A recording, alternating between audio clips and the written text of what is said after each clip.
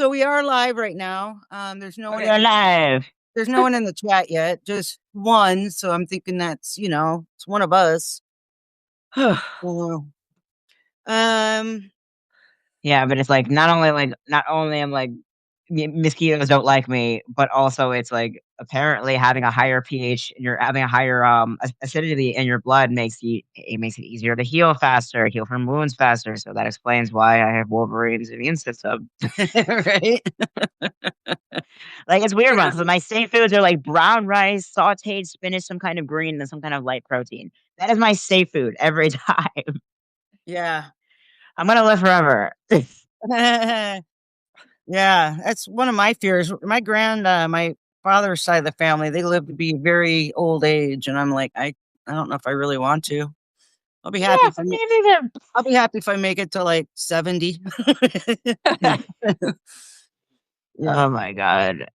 All the times I shouldn't. All the times I should have. Oh yeah, that's me on the chat right there. Just like Okay. yeah, I see it. I have it pulled up. Uh-oh, screensaver. Yeah, but it's yeah, Yay. it's like Yeah. it's nuts stuff. But it also goes back to like how like different because technically like with Macy PTSD and how that manifests it's treated like a mood disorder. Like even now, like I was misdiagnosed with bipolar one even after everything happened. So Right. it's like it's complex PTSD, but also level one, level two autism. That changes everything. That kind of Cool. looks very similar to that of a mood disorder. And so my therapist is like, okay, how you doing? How are things going? I have the highs, I have the lows. Are you sleeping okay? And of course, it's PTSD. It's just really severe PTSD. But Yeah. combine that with my quirks that come with autism, it's because I say like it's not just a difference. Autism is technically a disability as far as the current system is concerned. Oh, absolutely. Hey, Ollie, I need to raise my chair a little bit. Oh, we got it. American, Yay, AC has joined us. Nice. America. We're just waiting for Awesome. people to trickle in here. How you doing? Yeah. Woo. Heyo. Yes, American AC is in the chat. Hello. Yep. Hey, when I was doing That's that awesome. Great vinyl, stuff. when I was, Good stuff. we're doing good. American Citizen No. AC. No. Dana joined my chat for a minute when I was spinning the vinyl last night live. Oh, right on. Yeah, I was like, hey. Oh yeah. My God, I have been so. You know what? I'm bad. I'm glad to be back. I'm treating my Sundays like a transitional maintenance day. Because like, hi, Karen Marie Karen's Shelton, here. welcome, welcome. Yeah, like I'm trying to treat my Sundays like a transitional like maintenance day. Because I kind of feel like I have this habit of being like Deku, like Midoriya from My Hero Academia. It's like I'll fight you. I'll probably hurt myself, but I'll still fight you. But like, Yeah, it's I like started no. making Sundays my like major cooking days for stuff for the week. And I was in the middle of doing Mhm. that when Dana and Lauren started their like chat stuff for prepping for Sure. tomorrow. And I'm like, Yep. I can't switch task. Well, now that Turned we out okay. finally got snow in the mountains, I'm about ready to not have a day off at all. It's like Yeah. Ski I'm gonna season. be exhausted. Hey Karen, AC already cut. We're just waiting for Welcome. more people to show up before we get going. There's only 2 of you right now, so Yep. they'll come. Two plus chat moderation. Yeah. They usually trickle in like 5-10 minutes after. Yeah. So I'll get a couple more minutes. Yep. I'm excited about tomorrow. And Ted Patel has joined us. Hello, Ted.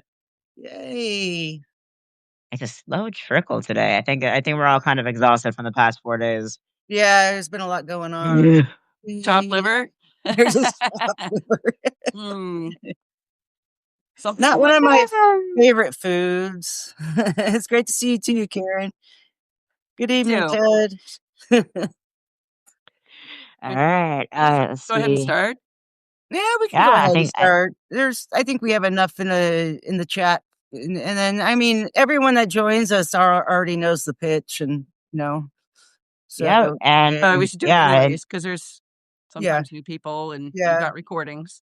Yeah, for And, sure. and plus we got the recording and everything. I'm getting a lot of traction on YouTube for this as well. Yeah, So me it's too. That's yeah. why I'm loving it. So go ahead, Tig. Let's let everyone know and what's up. All right. Welcome to Mind Haven, everyone. Hello, chat. Welcome to Mind Haven.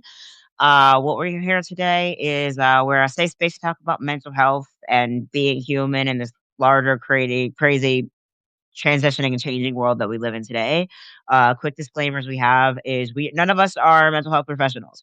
We're not peer group. We're not peer review. We're not. None of us are trained in that way. We're just talking about our own experiences and redefining our own progress and our journeys. And we're all here to offer a safe space and encourage everyone to do the same. So if you have if you have anything going on, it's a bit more above our pay grade. We will delegate the proper channels for that as well. But in the meantime, welcome to Mind Haven, and we're happy to have you here. Yeah. Yay! Yeah. Candid, Jack. Hello. Hello. So we All just right. got done with our disclaimer. We're not professionals. That's it. Hmm. Oh, Adrian. Okay. Nice. All So right, cool. today, Huh? today we are talking about Yeah, so today we're talking about neuro people that whom are neurodivergent, the way triggers and trauma affects them mentally compared to people who are not. all right. Yeah. And just so you know, Mental there's a health. split on that definition. Hey, can you not?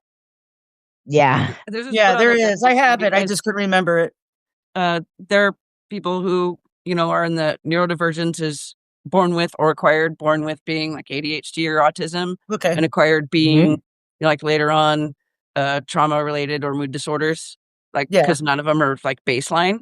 sure. Um, Hmm. All right. so that's just to disclaim that there is that Okay. That's good to discussion out know. there as well. Learning something new Yeah. There are all these different layers and all these different layers and nuances within this whole conversation of neurodivergency, especially in regards to how mental health is treated and how mental health is approached with those who are neurodivergent or like classified as allistic.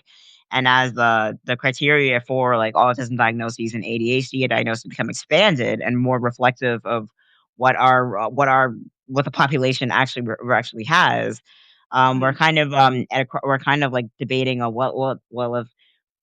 if this is if neurodivergency is more common, if neurodivergence is in fact the majority, then what is the definition of allistic or neurotypical in that regard? Right, It right. kind of brings the whole focus in question. Like, Well, and there just is like a autism, there's that huge umbrella, so I'm sure yeah. it's, quite similar to that. Um, Yeah, I mean, it's huge, but it's also because of the criteria has been opened up so recently. I right. mean, we've only been hi Evie, welcome. My God, I'm in the chat. Anyway, we've just recently, as of like 2021, there was a massive like worldwide study done out of Cambridge, Mhm. and I'll put the link to that study, that whole article in a note coming up after our conversation. But that study they did a 4,000 like 40,000 no, not dollar 40,000 person DNA sample of people all diagnosed with autism across the spectrum. So high support needs, low support needs, and everything in between across the genders, races, the whole nine yards. And what they found, they were able to isolate not just one, not two, but 13 different genes responsible for the onset of autism. What they be able to isolate that. And these Mhm. 13 genes are interesting because they're not unusual. These are the 13 genes that are activated in human development about 4 weeks into pregnancy. And during when the human embryo is starting to develop when the nervous system is starting to develop, when the nervous system is starting to develop in that embryo, and these 13 genes are activated and go off in different combinations, and that's why you have a massive spectrum of how autism presents itself, and ADHD as well, because these Sure. 13 genes are the same genes responsible for developing the very structure of the human nervous system in human development across the board. There really is no pinpoint, and therefore this idea of like you can outbreed selectively breed it's bullshit. It's Yeah. just not possible.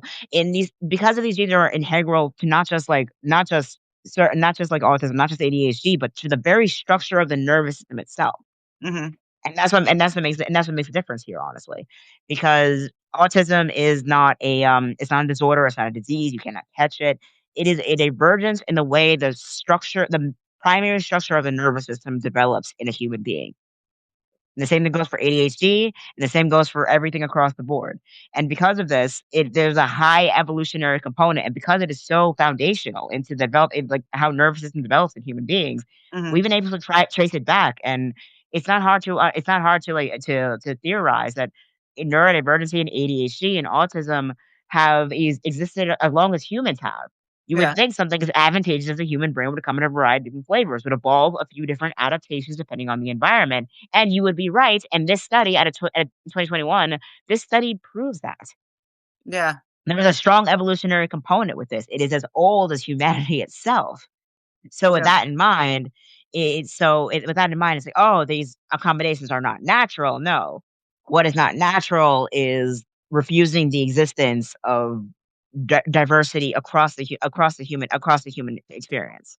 Yeah. That is what's not normal. This rigid idea of what a person should look like, how a person should act, how a person should behave, how a person should function, that is not normal. No. That is unnatural.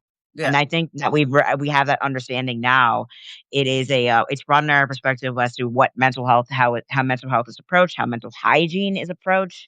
We had that conversation last week, Yep. as well as just like it changes everything, honestly. Like how much of seemingly disorders and treated like illnesses are ordinary typical behavior or ordinary typical responses to certain triggers, and how much isn't. Yeah. It really goes into how like mood disorders are treated, like whether like if you have bipolar, if you have CPTSD and you're on the spectrum or have ADHD, you're going to respond to classic triggers and stress differently than like a neurotypical person would. You're Right. like I have highs that are kind of seen like mad, a little bit mania almost like. My friends call it like my mad scientist mode. Honestly, this is when it's like 3 in the morning and I'm scribbling on my whiteboard. It's like, Tig, it's 3 in the morning. What you doing? It's like, Right. I'm about to be brilliant. You're doing a Doofenshmirtz again. Yeah. I'm gonna take over the I'm like, oh my god. Yeah. For But sure. even And like, but sorry, I was yeah, gonna say like, so I'm bipolar, so I'm not neurotypical. So there's no way that I could even like have any input on the neurotypical side. You know what I mean? Like exactly. how I would react to stress, trauma, triggers, whatever. Yeah. Now at Yeah, like my ADHD combined type is like I would still do get big feelings. Mhm. And then I, have trauma related disorders from service connected CPTSD, major depressive disorder, and panic disorder. Yeah. So I get big feelings sometimes, really big feelings. But this is me medicated. Right. I'm pretty steady medicated, even when things get pretty, upsetting, Yeah. like recent news. but Yeah. yeah, managing the feelings when they're already bigger than they would be for a neurotypical person. Yeah. It's not just mhm, medication though either. Right. It's some people, they knock uh DBT, Yeah. dialectical behavior therapy, but I had that and it has helped me somewhat in dealing with that, like the opposite action, whatever impulse you're having, do the opposite. Yeah. Yeah, and And sometimes I fail. and I'm working on that in my therapy as well.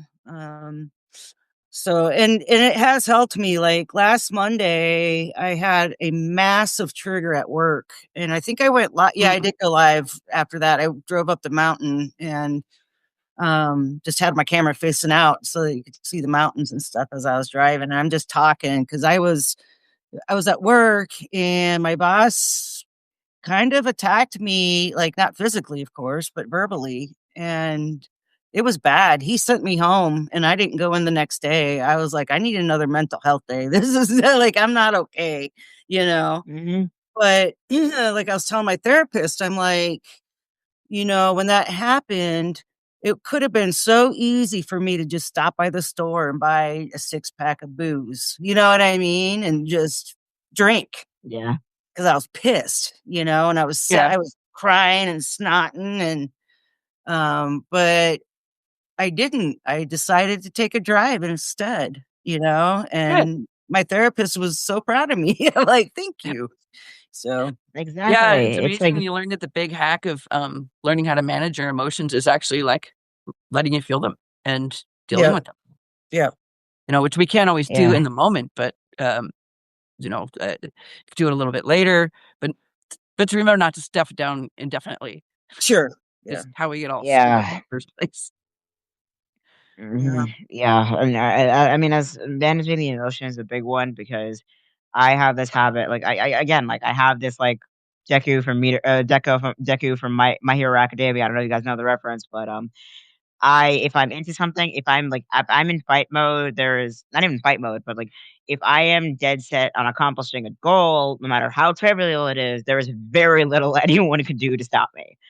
And between my friends, my therapist, and everyone around me is like, yeah, we know if you're dead set on something, there's no point. So being able to just like work through like the logistics of it is like if you give yourself planning. That's why I'm really big on planning and logistics and stuff like that because that is a heavy coping mechanism of mine. yeah, Like I don't. It's not even just like the uncertainty. It's not even just about like not knowing or not having something. It's none of that. It's all right. How can this benefit me? Is it worth fighting for? And if it is, what is a strategy I can make that happen while also protecting myself and not sacrificing myself and my well-being in the process. right, It's a very strong one my therapist is trying to work with me on. It's like I know you have that like too, you have that courage, you have that fighting mode, but my concern is that you'll dive straight into like a fight or a task of yours, and you don't care if you live or die or not. You'll just go and kamikaze is like if I'm going down, I'm taking you with me essentially, and that is what concerns me the most. Not that you have the courage, but because of your not that you have that determination, but that determination kind of overshadows everything else, and that's not always a good thing, especially because I'm concerned. She was concerned about my safety and my well being because, like, I know you're very mission focused, Dick. You're very mission focused, but you have people that love you and you have people that you want to be around for, and you're like your responsibility is to keep yourself safe and healthy and not throw yourself into danger because you will be hurt more. The people that love you will be hurt more with you dead than with you sacrificing yourself to save someone, essentially. sure, And sure. and that's a mentality that I had to kind of shift myself out of a little bit. Yeah, It's like because it is okay because regardless of what I'm working on, regardless whether it's maybe it's nature versus nurture, whatever it is that I have this level of attachment that is very I have a weird anxious attachment to other people that is very very Bushido like, and it's frightening for me as well at times. And that's why my therapist kind of sees it as a mood disorder almost because my brain will kind of rationalize the mission focus essentially, mhm, and everything else falls to the falls to the wayside over logic, over consequence, over my own life, and that's where things get dangerous. That's where things get really unsafe, and learning how yeah, to like pull it back, Tig, like Tig, you like pull back like the pull back the berserker mode a little bit. It's like Tig, just allow people to trust that we know what we're doing. yeah, Just you don't have to fix everything. You don't have to be in there. Just allow people to if they screw up, then they screw up, and that's not a failure on your part, Like right, even if yeah, it's a lot of trauma I've had to unpack because I've had to manage my own punishments at times. I've had to facilitate my own punishments because the outcome that the person was hoping to achieve will not happen regardless. And I honestly would have died if I didn't. no, yeah, It's yeah, it's trying to learn different ways to move around those triggers, instead of treating a trigger like a problem to be solved, it's like, okay, sometimes you can it's not and not everything has to be a fight. Not everything has to be not every trigger you face has to be a fight to the death. right. And that's something I've been trying to work on as well. Yeah, I'd like to address did you wanna say something? Well, I Yeah, was just, looking at the chats and Karen was talking about, EMDR and, yeah, um, grieving over yeah, husband. yeah, yeah. I'm sorry to hear about that, Karen, and I'm so happy that helped you, and I was gonna say something about the magic mushrooms too that AC brought up. Um, pre-psych meds, I was microdosing, and they really did help me, but it didn't address everything that I needed them to. Hence the psych meds now. Yeah. But yeah, I mean, there are so many studies out now, and there's even one for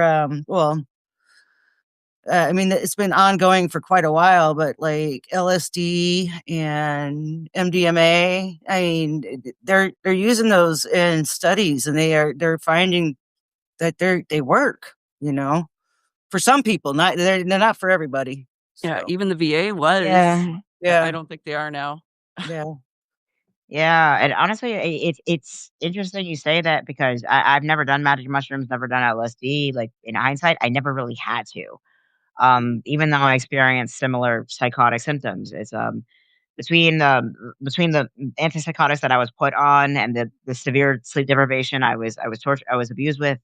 Between all of that combined and and total isolation for so long, you start to lose your mind. And I can say with like absolute certainty that I have experienced numerous episodes of psychosis, even though I was self aware enough, like to know, like okay, these are hallucinations, but they were vivid enough for me to not only draw them but also analyze them from like a speculative biology kind of thing. And it was interesting, but also really really terrifying at the same time. sure, Many of these were like many of these were episodes of like wakeful like dreaming essentially. So even though I wasn't really daydreaming, I was awake, but my mind was lighting up the same way you would where you're like rapid eye movement cycles when you're supposed to be sleeping, even though I was wide awake.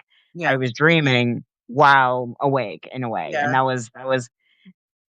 that was scary shit. But yeah, aside from all of this, like mainly just during the pandemic when I was like isolated for more than like for months on end. Like my parents trying to I recently graduated high school in 2019. My parents trying to isolate me from going to college. It was a whole, and they even moved. That's was when they bought the house upstate and tried to prevent me from leaving the basement. I spent the breaking point for me is like how I is this my fault? Is it do I deserve this? Are these medications? All of this, these 20 years of saying you are a problem, you are a horrible person, and you must be isolated. 32 hours. 32 hours of pacing back and forth in that basement apartment that my parents set up for me, like a caged tiger. wow, And 32 hours of straight with like 5 minute breaks max. Just straight pacing back and forth. And that's when it hit me that it wasn't my fault. I didn't deserve this, and I was gonna get out of this situation if it killed me. And yeah, that's how this 8 years of emancipation started. yeah, But that one moment and that one like, but it took like 32 hours. It's like yeah, I was hallucinating. I couldn't feel my own shins. I paced so much. I had shin splints oh wow, just from pacing back and forth. Yeah, it was that intense. Wow. And yeah, constant back and forth, constant. And I lost like, and I gained a lot of muscle mass in the whole operation, the whole thing. I lost weight. I gained muscle mass. It was something out of like Shawshank Redemption. It was crazy. yeah, But even then, that experience of like allowing myself to like delve into that 30 episode of psychosis, and I came out with the answer. And I'm honestly like better off for it now. It's a weird one yeah, because a lot of people say like, oh, they will go with magic mushrooms, they will go with LSD to induce that, but I've kind of already was in there, so you know what? I'm delving into it, Avatar state kind of style, you know? yeah. No, I haven't It heard of sounds that. You see, have you guys heard of the I schedule35.co? don't no, I don't know what that is. Yeah. no idea, never heard of it. Is that something out of Colorado? 'Cause at the CO, I don't know. Oh yeah. Come here. I have You wanna say no idea. hi? Yeah. Oh, oh, hello, puppy. Therapy dog. Oh, My man. Bruce. That's what Yeah. see. Schedule 3. Well, mushrooms are legal in Colorado. I do know that. And Yeah, they're all I think in Oregon too, I believe. I Ooh, think they so might the have legalized them in New he has a York as therapy well dog. as for doses. I've trained him to give me hugs. Oh. Um, I'm so Yeah. thank you for don't put your chin on the Hi, keyboard, though, please. Mason. I'm Hello, so interested in, everyone. like, And not hugging people Oh, before they ask. yeah, yeah, yeah. Now Oregon, Colorado, up to and people misuse. Are in you saying Canada. they're legal in Michigan? He'll go up and hug Mushrooms? people Yeah, or that's try to. awesome. Yeah, Yeah, it's an interesting one though because you have like it's a long thing in human history with like inducing like psychotropic like drugs like mushrooms, ayahuasca, all of that, and it kind of goes into like how neurodivergency was treated for most of human history. I mean, like yeah, you go to the Inca Empire, you had shamans.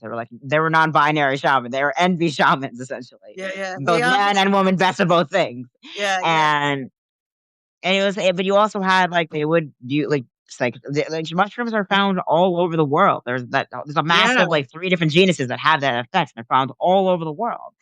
And it's crazy because this is how, like, neurodivergence was treated throughout human history for the bulk of it as something common, as something normal. I mean, like, you had, in Athens, like, like, the Oracle of Delphi, they're like, "Ooh, it's all steamy and smoky." She was hot boxing in that temple.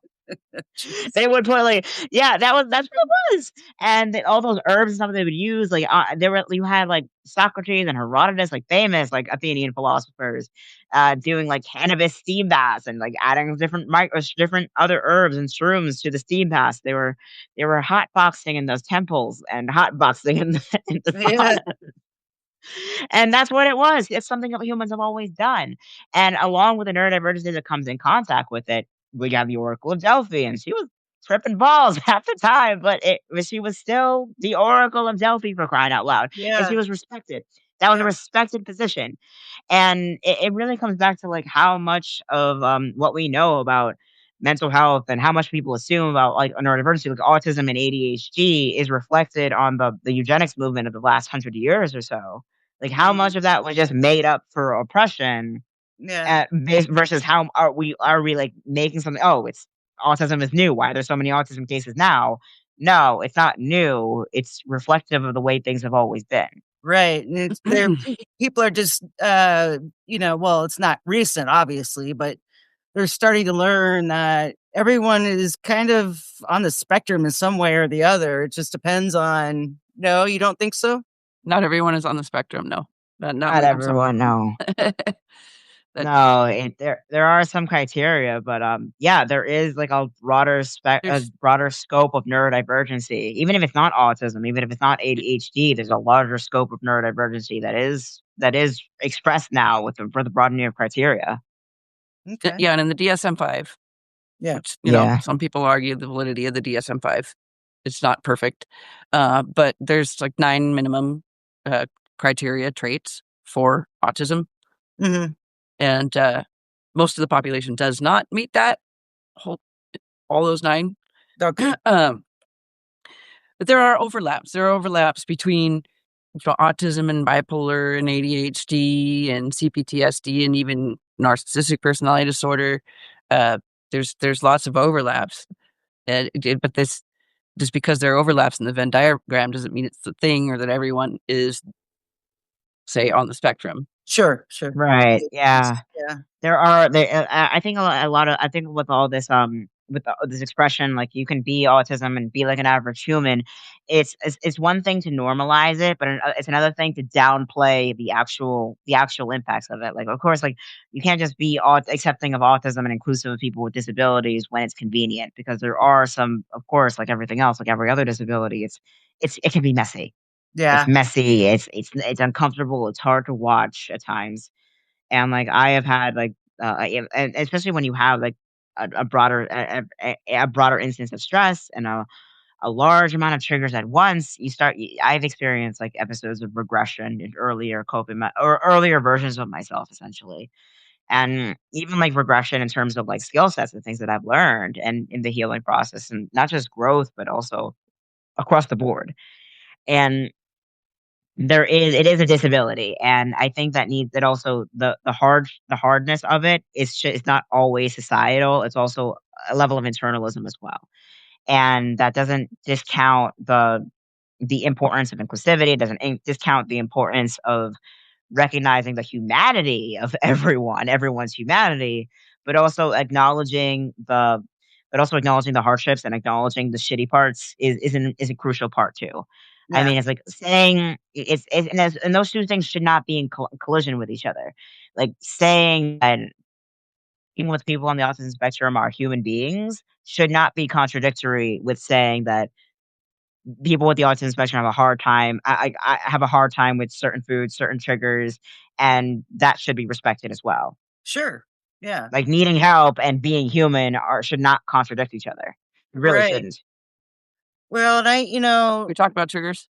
I yeah. kind of got I distracted Yes. by my yeah, dog and then the yeah. chat. Before, post divorce, when I was living with my daughter's biological aunt, my daughter's adopted, um, we clashed big time. And I'd tell her, I'd say, I have PTSD, you're triggering me. And, that she just didn't want to hear it. She just wanted to keep yelling and screaming at me. And it, I did. yeah, I was like, ah, Yeah, that could definitely trigger trauma response too. yeah, So, yeah. um, I before I learned what a trigger warning was, I was in community Hmm. college, and I had this women's studies class, right? And part of our curriculum included the film "Boys." I think it was called "Boys Don't Cry" with Hilary Swank, Yeah. and the instructor uh, told us ahead of time that there would be a rape scene, Hmm. and things were fine, everything, and yeah. Speaking of trigger warning, mention of rape essay. Sorry. Hmm. And then later, it was a term or two later, I was taking a literature course, and there was a film version of something we were reading, and there was an adaptation in the scene, and it was a rape scene that there was no disclosure. One thing, the instructor didn't actually watch the whole thing and didn't realize Hmm. that the adaptation would be that different. Right. Um, and it put me into a full flashback, the first time I ever had one. Wow. And like, I remember panicking and freaking out and then gathering up all my stuff off of my like student desk and just my bag. I didn't even bother putting anything in my bag. I was just like taking Yeah, everything. just like scooped it up. Ah. Yeah. Yeah. And then like I was Yeah. in the parking lot later, just sitting on a bench by the parking lot, like sobbing my eyes out because it was the first time I actually felt emotionally anything Hmm. since the time that it had happened. Wow. And that's sometime later I learned about trigger warnings and I was like, oh yeah. Because I actually went up to the instructor later to apologize to her. I was Yeah. going to apologize to her For and your then trigger. Yeah. and Mhm.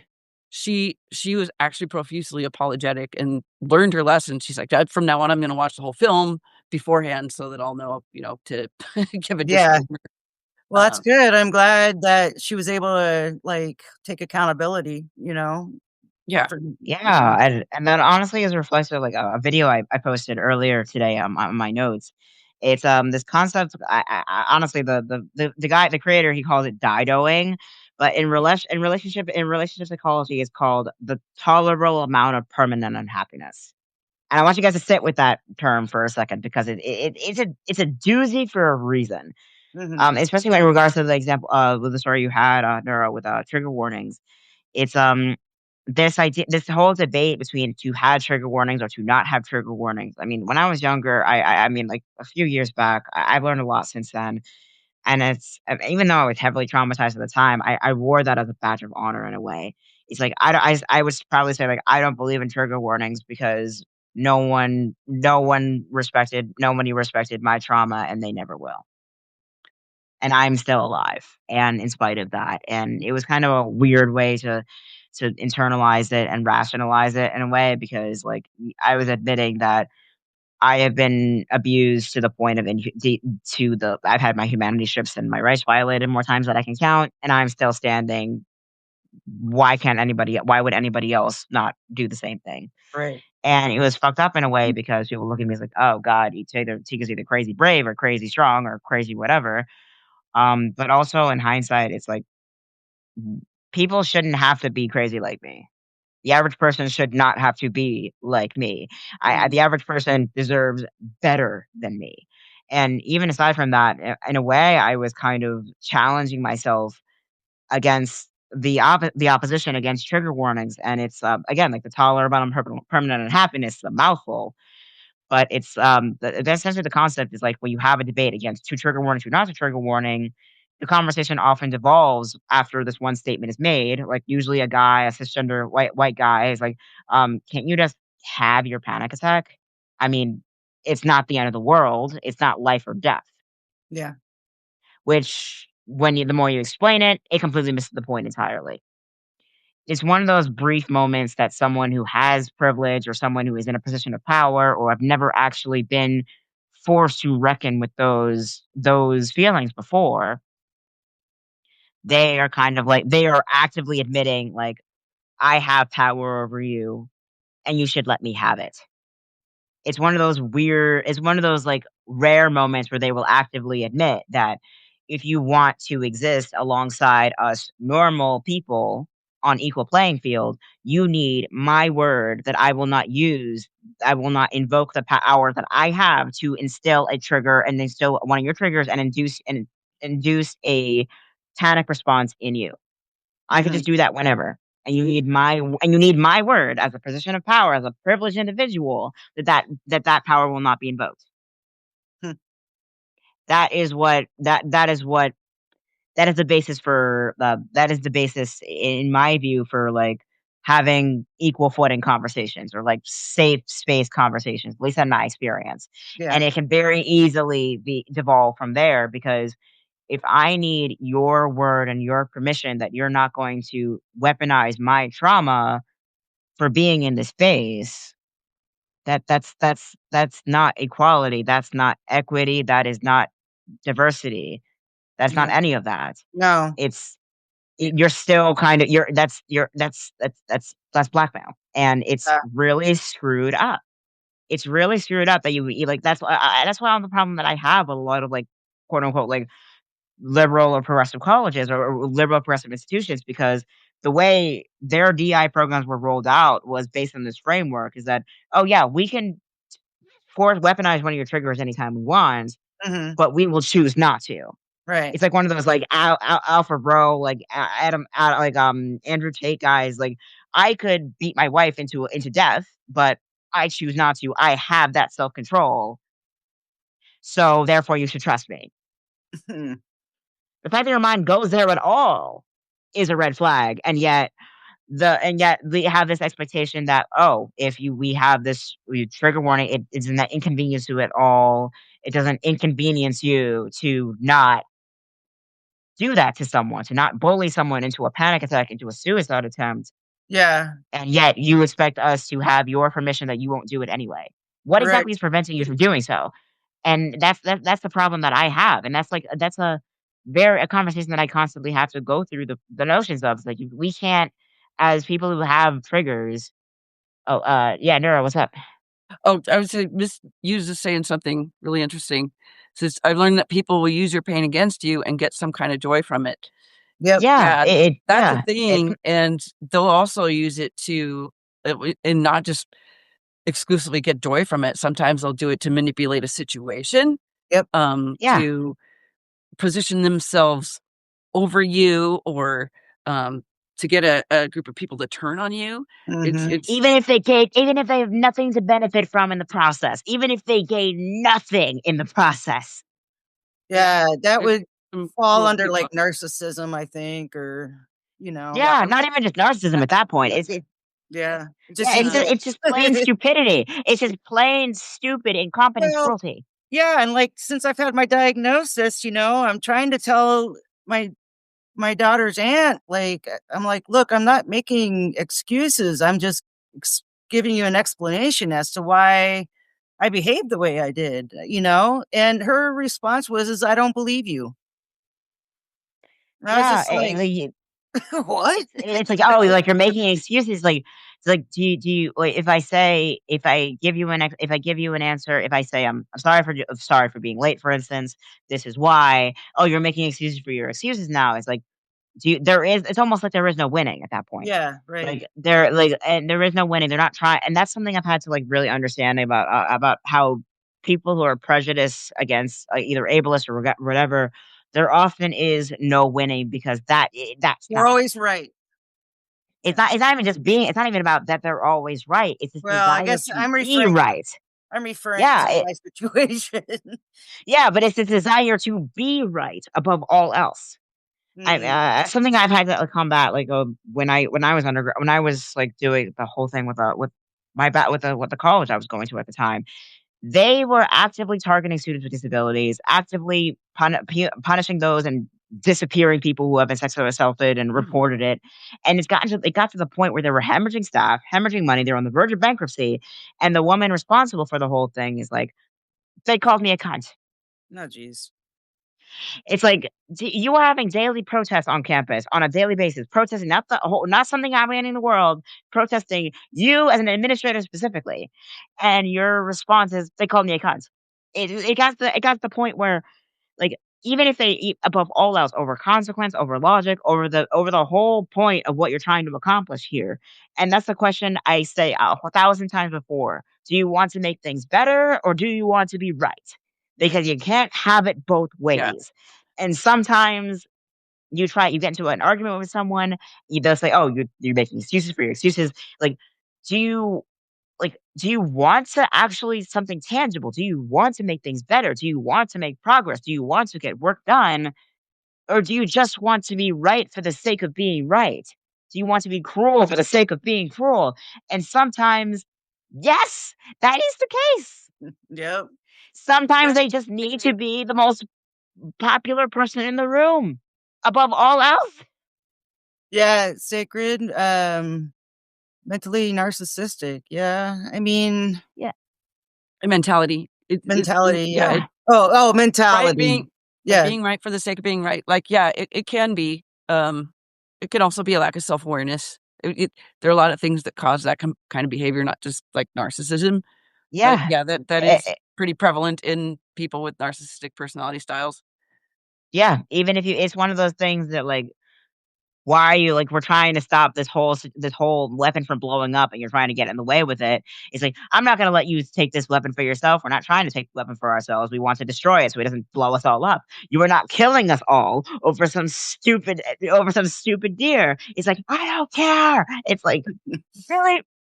Oh, anyway, I wanted to circle back to something we were talking about, that Susie was talking about, the um, offspring, your kiddo, Yeah. um, basically like not caring or not wanting to listen. And that happens. Through my mental health episodes, before I had enough help, I've sabotaged some friendships, relationships, etc. And you unfortunately can't force amends. Yeah. So, that was a hard lesson I had to learn, Sure. because I would like be trying to make amends and trying to do better and whatnot and try to show them I was trying to do better. And like, this is why this happened. Um, Even if I acknowledged the hurt that I caused them Right. and was working to make change, they just weren't willing and I couldn't force it. And Yeah. it sucks. It Yeah, sucks. it does. Some Yeah. Sometimes, yeah. A small number of them did come back around some years later. Yeah. Yeah, Uh, and for me, I can just only give my daughter time, and just, respect their boundaries and continue on doing myself and working on me, and hopefully, they'll come around. yeah. Yeah, I think this is a tough one. A lot Hey, of people Hey, have a hard Dana. time with it. Hey, how are you doing? That forgiveness and reconciliation are two completely different things. Yeah, Right. Yeah, there is this online creator who, believe it or not, was actually is a former interrogator, former hostage negotiator. He was military and stuff like that. Now he's also a pastor now, but he's also a communications based coach. He goes around and teaches people communication skills. He's a pretty cool guy. And I might actually want to link his again later. But one of the things he says that forgiveness and reconciliation are two different things. When you reconcile with someone, you can't reconcile with someone without that forgiveness, because forgiveness is a absolution of the debt that someone owes you. yep, If like as long as if you that lack if you forget once you forgive someone, you are relieving them of the expectation of the debt, of an apology, of any of that. That's completely separate from reconciliation. You are absolving them of any responsibility they have towards that, filling the hole that they caused with their hurt. mhm, That's what forgiveness is. That's what they say forgiveness is for you. Because if you yeah, don't, if you're not going to expect that debt to be repaid, there's no point. Yeah. However, reconciliation, on the other hand, is a different thing Yeah. Oh, because absolutely. Yeah. you can relieve the debt and still not want someone in your universe. You know, Mhm. even if they're no longer wholly onto that, even if they're no longer held responsible for that hole being filled, the wound that they gave you, or that Mhm. hole that they caused, that doesn't necessarily mean you trust them enough to still be in your orbit. Yeah. And And yeah, and that goes both ways, unfortunately, and that's something I've had to learn as well, especially because I have that mad scientist kind of mentality. I am a lot, and I'm recognizing that. And I had a dear friend of mine. Her name is Caroline. I love her to pieces. She recently started psychology, so if she's watching, hello. Mhm. Caroline said to me because like, and she was honest with me. She's like, I've had to have this boundary. Like, you have gone through a lot in your life. Your life is heavy, and that's not your fault. That's just your life. And I, as a person, have a hard time internalizing a lot of what you've been through. And when I speak to you, I hesitate before I answer the phone Yeah. because, like, is Tig okay? Am I able to support Tig right now? I don't know, and sometimes I don't always pick up. And I want to let you know that's why. If that I hate you. This isn't anything you did wrong.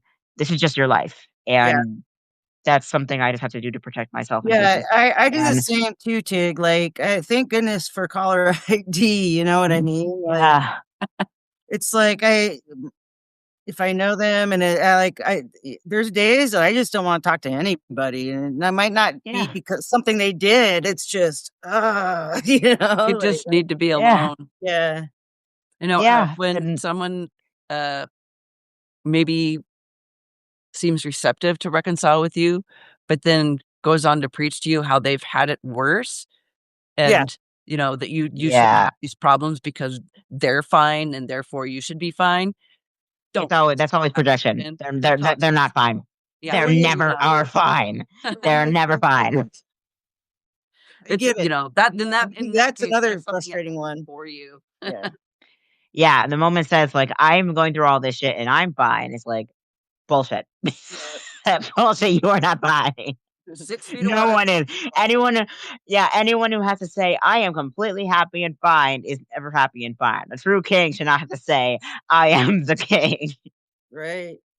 And now I struck a king. Did my hand fall from my wrist? Yeah, So, Sushi's got a cute Yeah. another yeah, dog too.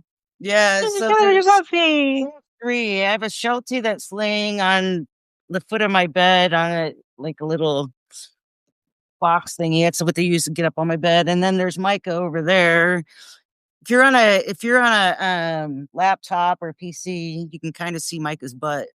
But Oh yeah, yeah, we have so a few new faces here as well. Alexi, welcome. Yeah. yeah, we've got Oh yeah, a so we got Dana Dubois. She's on the Daily Whatever show in the mornings yeah. in Gen Thanks for being XD, here, Dana. and Oh, her and welcome. Lawrence are really awesome. So if you want to have a cup of coffee and start your day, that's a great way to start it.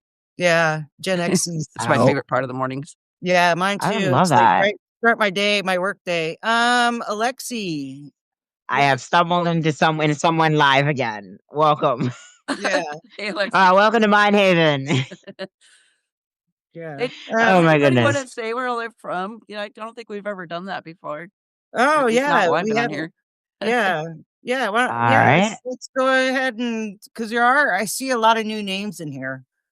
Yeah, we have a Um, Feel lot of free new to share, faces here. like give us a shout out, say where you're from and whatnot. yeah, yeah. I can do that. Yeah. All right.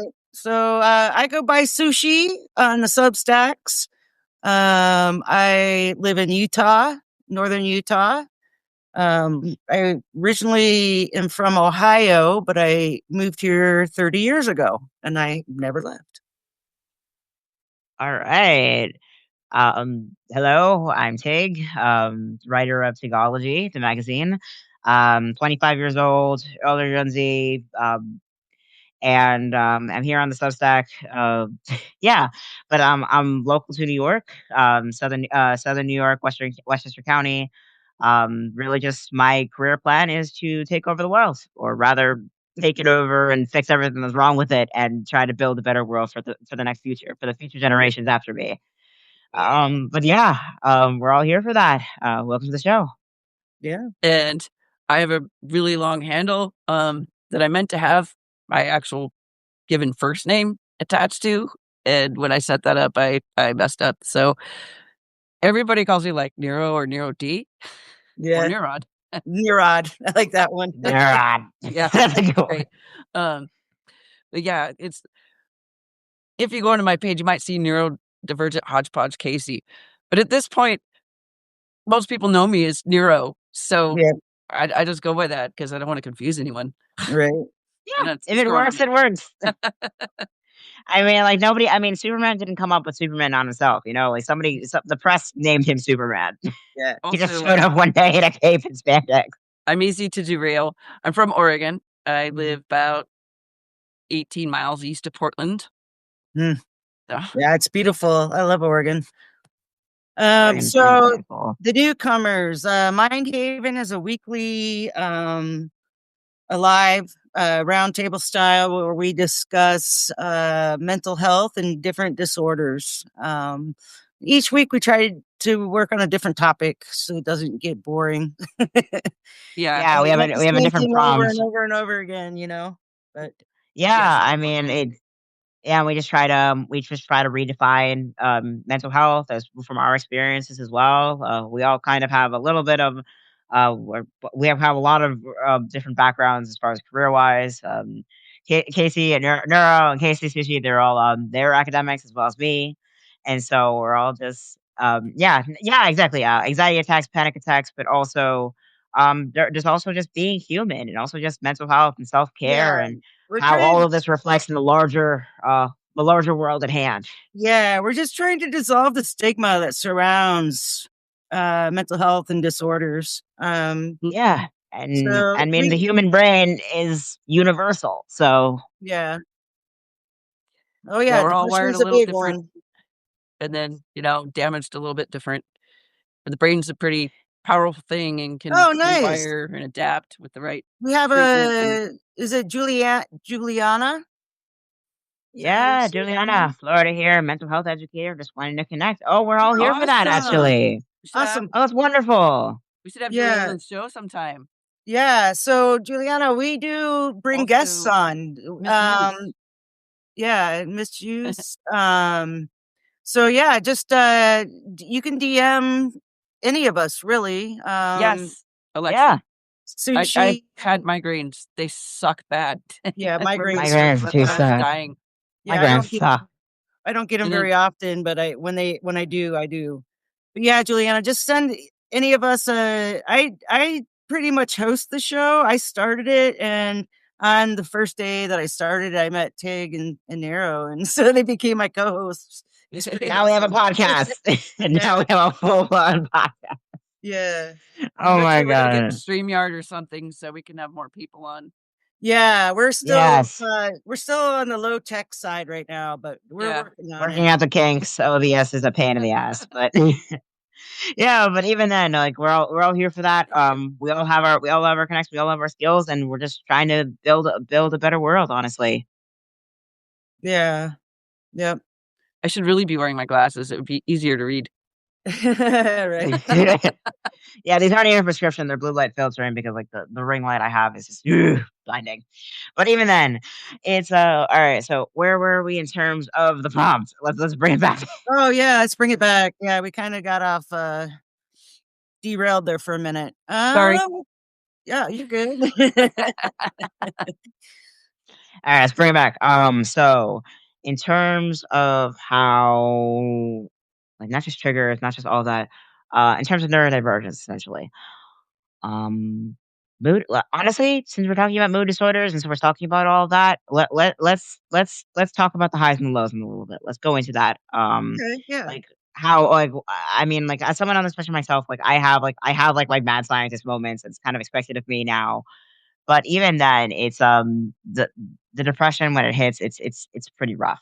Yeah. And I'm not bipolar. I don't have that. It's still very much PTSD, but because of like the way my autism manifests itself, it can cause some regressions, and I have days where I feel like I'm kind of vibrating, and I have to turn everything off, just lay on the floor, and just be one with the full floor yoga mat I have on the floor. And it's something that especially just like when days like that where you still have shit to do, you still have to go outside, you still have to go to the pharmacy, you still have to go on appointments and stuff like that. A crucial thing for me is allowing my week to week schedule to allow for not just like insulate myself from the impact of when these episodes or when these things might happen or when I might have to interact with someone that may be keen to weaponize any kind of triggers that I have. The key is like knowing that this may be a little bit blunt, but knowing that I have no control of what is said or done to me. The one thing I have control over is I can insulate myself or I can reduce the blow or what's the word I'm looking for? Damage control, essentially. That's what it is. It's yes, every information, Sudocracy, every information is available, just ruled by confusion. Yeah, I mean, something honestly, yeah, you're not. I mean, honestly, he's not wrong. The problem is like with media literacy is a very tough one that's not being taught. But anyway, regardless, it's having those coping mechanisms in place to be not just like insulate when things happen, because ultimately you have to expect that people are going to either be terrible to you or something may not go right. Any number of things can happen. Yeah. And for me, my big thing is gadgets. I love gadgets. I love tech. I love gadgets, and I love using those and implementing those as coping mechanisms for myself. Sure. And I'm curious with you guys is what other tools, what other gadgets, what is your what is your tool, what does your utility belt look like when you're having a hard time, whether you're in the field as I call it or just at home. What do you do when everything's going to shit and you don't have something to completely fix it? Yeah. I get it, misuse. She's saying that I've been misdiagnosed with bipolar, but I've been re-diagnosed as SPD, PTSD from history of sexual abuse and MST. So severe depression. Yeah, I totally understand. Yeah. So yeah, I went through a series of misdiagnoses for a while before I actually had like long-term treatment. Yeah. And that's another problem is like misdiagnosed. You're not going to get the right kind of treatment. Yeah. And going so many years, like more than 20 years with untreated major depressive disorder and the others. But the biggest one for me was the MDD, the occasional panic disorder, moments. But I would go through like months and months and months of kind of like not giving a fuck or being dead inside. Yeah. They call it Mhm. anhedonia. So when I bought my first EV, I didn't feel anything. When I bought my townhouse, I didn't feel anything. And I'd had my EV for something like 4 months, something like that. And I'd been in my townhouse for about a month. And people around here where I drive, there's like a lot of street racers and people driving very dangerously and irresponsibly. And in my very first car, which is when my parents got for me when I was like well over 20 years ago, I would have been in a wreck multiple times. And that when my medication, my psych med first like started working, I knew it started working because I avoided 2 wrecks on the same stretch of road within like a minute. Just from people driving the way they do, because I was able to move my car. It was like a go-kart and stop it quickly and stuff like that. Mad reflexes. My car, and Yeah, it's like it's one of those for moments. the first time in several months, Yeah. but Yeah, yeah, it was crazy how long I can go with just like not feeling anything. And at that period of time too, because I don't care, I don't do anything about it. Mhm. So yeah, I just go through that. Yeah.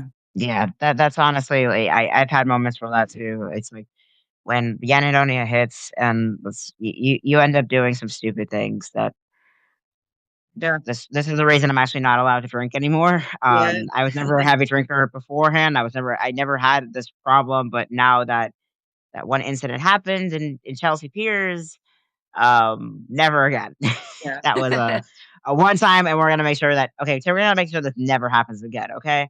Yeah. Like, Yeah. Well, fine. And for me, because I'm a high functioning alcoholic. And since this diagnosis and new meds, I've had one here and there, but nothing like I used to. But it it turned me into a happy-go-lucky person, like just I was a happy drunk, you know. Yeah. But anyway, I was misdiagnosed with major depressive disorder and put on Cymbalta.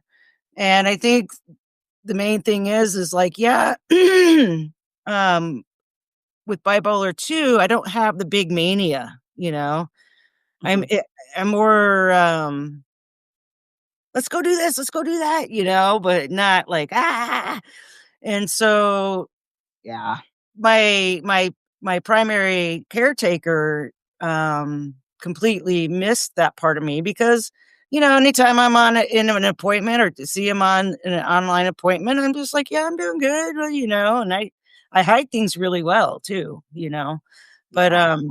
anyway, it wasn't until, like I said, the whole post divorce and moving in with biological families and not, yeah, I was already traumatized, and then my ex used to get in my face and yell and scream at me, and then that other person would do the same, and I'm just like, I can't handle this. I'm not strong enough. I don't know who you think I am. I mean, you know me for a long time, but I guess she's never seen me in my reactions to such, you know, triggers. But Why Yeah. did you startle anyone It, earlier? what's that? Oh, because I was like reenacting the way I reacted, which Oh was yeah, like joy slash adrenaline. Because, yeah, yeah, but yeah. I thought about it after, I was like, I that was kind of extreme, but yeah, yeah. I yeah. know. It can be, honestly. Yeah. And it's that with me. It's like with that extremeness. It kind of the scary part when things get scary. It's not the high like, oh my god, let's do this. People love that. It's not like Mhm. the depression is like I shouldn't be allowed to exist. It's not that either. What Oh yeah, what depression alarms is people the most, yeah. yeah, What no, alarms I people just depression's the meant like most the adrenaline is avoiding the wrecks, yeah. very yeah, close because people were driving yeah, Yeah, and I dangerously. tend to like But when I'm on my highs, I tend to like start a new hobby or a project, and then I get way into it. Like I'll spend all this money getting into it, and then I get bored of it. I don't. yeah. I'm I not bored don't. of my car. I love my car. Yeah, for me that like my like the car moment that Neuro had, that was me in boxing for a while. Yeah. And it was something I can do. I got knocked down a lot, but then something would switch and I would get back up immediately as if nothing had happened. And it was very much berserker mode. It was horrifying for a lot of people to see because like even my opponent, who I was just like it was just a friendly match, I would go in like smiling but murderer's eyes. It was Mhm. terrifying for a lot of people, and that look in my eyes that was something I wasn't normally see because I'm kind of smiley, cheerful. I kind of chill. I have like chaos goblin like mad scientist modes, of course. Chaos Um, Goblin. even yeah, it goes fast like that. But it's fun, and that even then, like even when I'm depressed, it's still approachable on that regard. But the rage when the Yeah. anger comes in, and that the adrenaline that comes with it, Yeah. that Mhm. that can alarm people very, very quickly. Oh And even yeah. then, it's not like a high. Yeah, it's not My even. It's rage kind of in is a way, it's a high. It starts as like a low. It starts with the form of depression, but then immediately the adrenaline comes in when I'm in the middle of fight mode because like my trauma response is not to run, it's not to freeze. I've had to teach myself how to do that. My trauma response is fight, yeah. and that's That's mine. honestly something that I've had to manage, especially because now I've been on HRT for a while now. I've been on HRT for a while, and because when you're on HRT, especially with testosterone, you're going through puberty take two. And for me, with all this going on and me in the healing process, I sound and kind of think in times like a teenage boy, Yeah. and it can be scary sometimes. And I have those like little impulsive things that I never used to do before. Mhm. And even then, combine that with my need for structure and my need for things, and it's hard to manage your emotions when they're already heightened on top of heightened on top of heightened. Yeah. And I can't even take, and because of what the way I was abused in the past, I can't take psychiatric medications at all because Mhm. I have to have my heart monitor on because of how I was abused with them in the past. And it's kind of like, all right, I'm healing from this the old fashioned way, Yeah. like Vietnam. And Journey. I That's mean, that's the way it used to be before, they've discovered meds and all that. I mean, so many people have had to just deal unmedicated, you know? Yeah. yeah. You And learn to deal unmedicated, and even then, even prior to like medication and stuff like that, you have like those cases that, like Alexander Hamilton, for lack of a better example, Right. where you're having like awake for like days on end, writing constant pamphlets like crazy, and your office is filled with post-it notes, Yeah. Or and Mozart, like yeah, even wonderful. yeah, Yeah. yeah, like Mozart or even Einstein or any of those, like, you have so many people throughout history that had those that either had that, like, that had, like, that had that those comorbidities, that had either the complex PTSD or bipolar and not realize it, or were neurodivergent themselves and not know it, and you have all these people throughout history, that fall into this category, and they're either renowned for doing incredible things, but ultimately, it always comes down to how useful they are to the general public. Yeah. And that's where things get and that's where, again, like, do you wanna make things better? Do you wanna be right? Comes in. Because if in the '60s, people were, "Oh, we need smart people. We need focused people. We need people that are willing to, like, drown themselves in academics because we need to solve this project." And that was what was valuable at the time. Yeah. But now, since, like, the 2010s or something like that, I think, at least when I was growing up, like, you have to win an argument. You have to prove that you're right above all else, and it solves absolutely nothing. Yeah. It's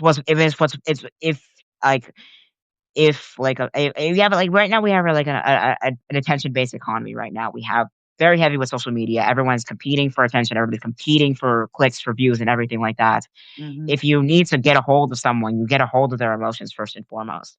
Yeah. And aside from, like, how misinformation, disinformation is spread, the people who are most successful on social media are the greatest bullshitters.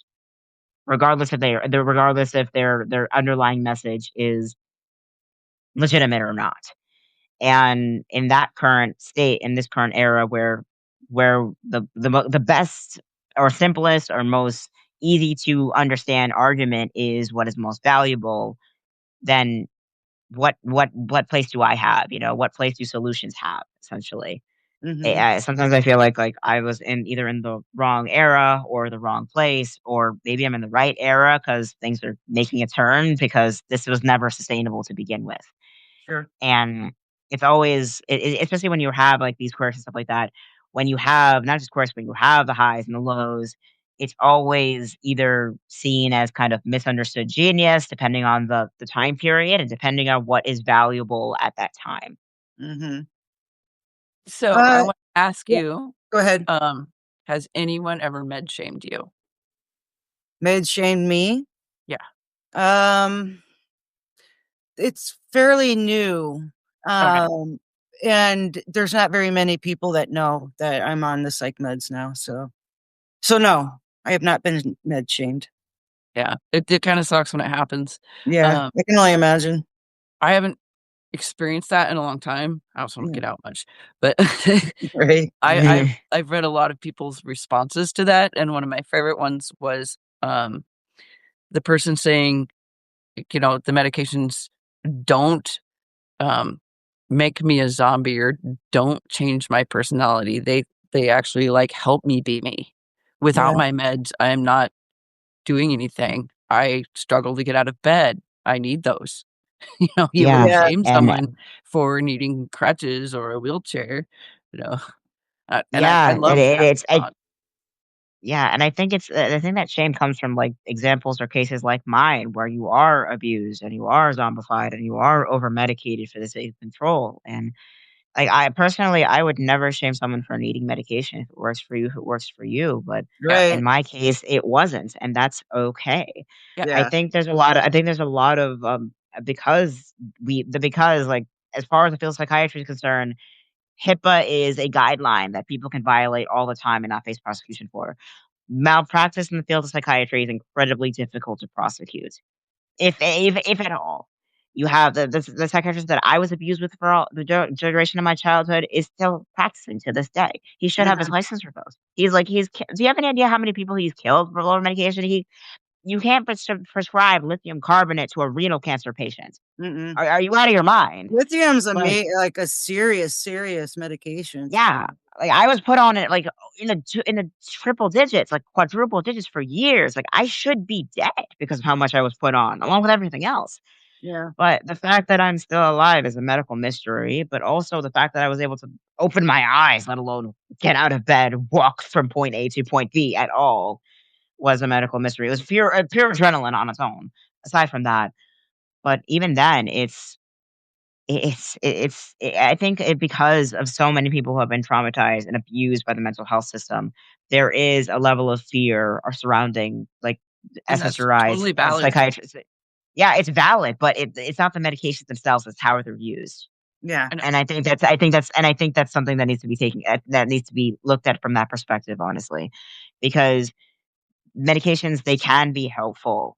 It's the way they're prescribed, it's the mentalities of people who are prescribing it is the same thing that like medical racism is still very much a thing. You have like you have medical students that are being taught that black people have more of a pain tolerance than white people, which is bullshit. Yeah.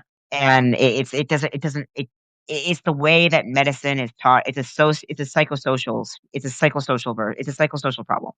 It's a Mhm. cultural problem in the medical field. It's a cultural problem in the psychiatric field, and there's also this refusal to acknowledge how neurodivergency impacts all of these, and how common paradoxical drug effects with stimulants and otherwise, or how common that is. I mean, you have like cases where you have people drinking cans of Monsters a day Yeah. instead of Adderall because Yeah. it calms them down. It has that paradoxical effect with ADHD. It's very common, Yeah. but ultimately, And it it's takes a while to get the right cocktail too. You know what I mean? Like, yeah. you know. If the cocktail was ever needed at all. Yeah. It's a system at play that's the problem here. Mm. It's not the medications, it's not the medications, it's not the treatment, it's the system and it's the culture behind it. Like, Yeah. I mean, there's something I'm with my therapist now. It's like when my therapist asked me, when do you think it is appropriate to hospitalize someone? I think, and personally, I think oh, there needs to be a broader spectrum of treatment besides locking someone in a white room with no windows and calling it a day. Yeah. There needs to be a third, fourth, fifth alternative to what I was forced to experience for all those years.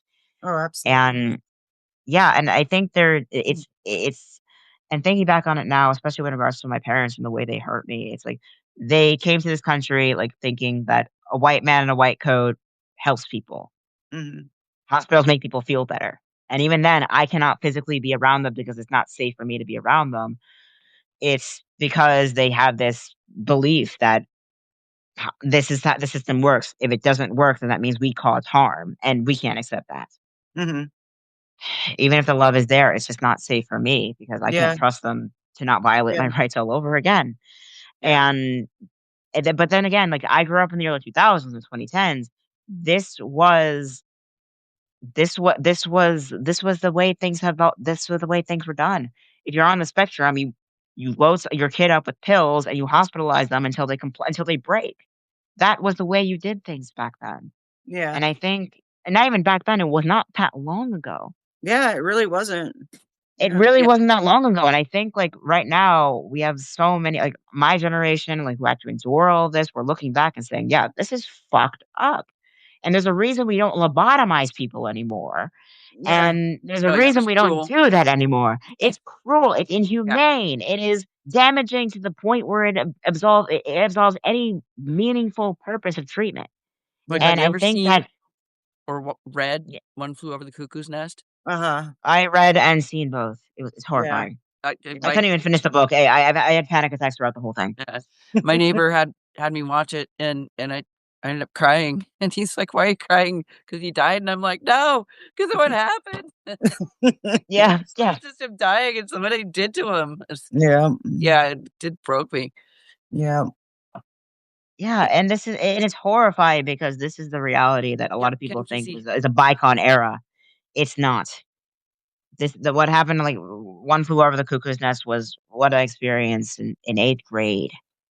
One of his students was one of my teachers, Ken Kesey, at Lydia Yuknovich. Oh, really? At community college, yeah. Nice. Yeah. Yeah, it was a horrifying thing that is still happening to this day. And I think because it's horrifying, people who want to maintain the horror of it, they just market the outside. Oh, it's a beautiful campus. We have this beautiful program for the troubled teen industry, etc. And You're good, Mason. it's all just marketing in the end. It's all it is. It's marketing. And I think now that people are looking back and like reckoning with the possibility, like, wait, did I cause harm? Did I involve in this? Did I almost kill my kid, and for what? And they're looking back is like, I don't want to think about I don't want to think about the possibility that this person's testimony could be correct. Because if our testimony is correct, that means they caused harm. And that's Yeah. where the cognitive dissonance come in. Because if I cause harm, that makes me a bad person. I don't want to be Yeah. a bad person. I'm Hey, not a bad person. How dare you? I gotta feed out real quick, so I'm just gonna turn my camera off and I'll be right back. Carry on. No problem. We Yeah, actually most of are past the hour Okay, anyway. Yeah. I'll be back real quick. Okay, well, we could just wrap it up. Yeah, Alexi honestly said like most of everything is outdated, but yeah, I mean it's out. Most of everything is outdated because no one has very few people have actually come up with an alternative to replace it when it needs to be. I mean, Well, that's something that's something. Honestly, I did wrote an essay about that recently. You can't just take down a system that is so ingrained in society without replacing it with something else, something more that beneficial. and mental health care is like this unwelcome stepchild of medicine. Like it's Yeah. it's newer, it's less respected, it's less supported, and people brush it off like it's nonsense or Yeah, and uh, and and and part of that is fear because of how it was used back in the day, how eugenics fueled it was used back in the day, and people are and like, it's well, we don't still want to be like that, so people say so many ableist and eugenicist things about mental health and like even oh my god, casually and many don't even realize it, but if you push back they'll be like, oh no, they'll Yep. double yeah, I'm down. not a bad person. I'm not a bad person. I Yeah, am a yeah. good person. I am supportive. He's like, I'm he's just like, like, why does it matter whether you're a good or bad person? oh, It's like, when you say something like this brutal fascist dictator who's genociding people, that it's his mental illness, and like, Yeah. okay, you know what, a person can be evil and mentally ill, both things can happen, they're But not it's not mutually because of exclusive, this mental but illness.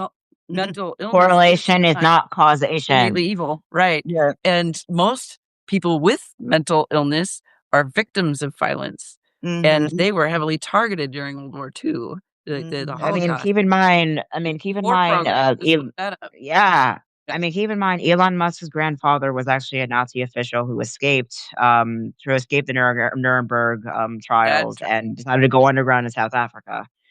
So Yeah. it passes on. Yeah. It just Okay. continues.